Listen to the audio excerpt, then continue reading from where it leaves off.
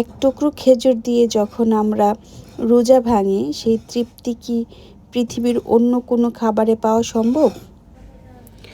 আসসালামু আলাইকুম। ক্যালেন্ডারের পাতায় যখন রমজান উঁকি দেয়, তখন আমাদের চারপাশে যেন এক স্বর্গীয় শান্তি নেমে আসে।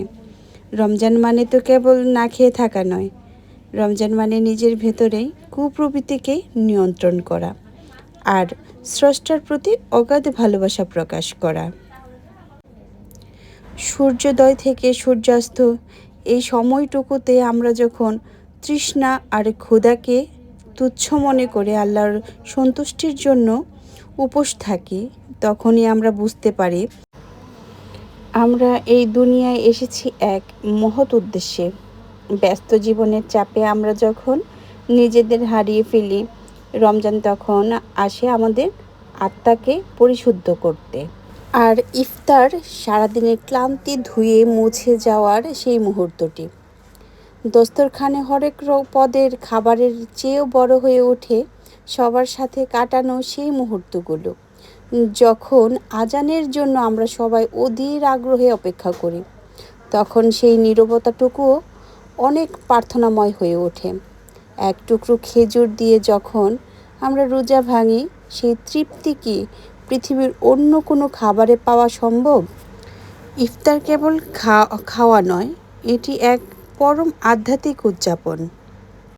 রমজান আমাদের শিখিয়ে দেয় যা কিভাবে ভালোবাসতে হয়, কিভাবে অন্যের পাশে দাঁড়াতে হয়। ইফতারের টেবিলে আমরা যখন পাশের মানুষটিকে খাবার এগিয়ে দেই, সেই রমজানের আসল শিক্ষা। রোজা আমাদের শেখায় সহমর্মিতা। তখনই আমরা অনুভব করি পৃথিবীর লক্ষ লক্ষ ক্ষুধার্ত মানুষের কষ্ট।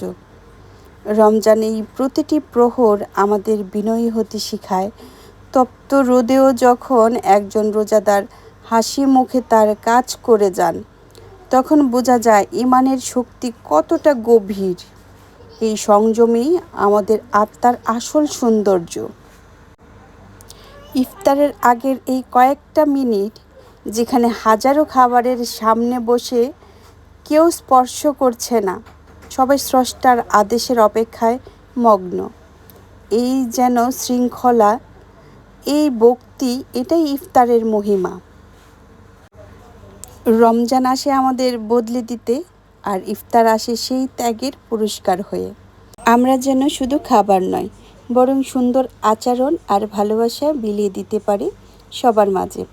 আপনার এবারের রমজান কাটুক রহমত আর শান্তিতে।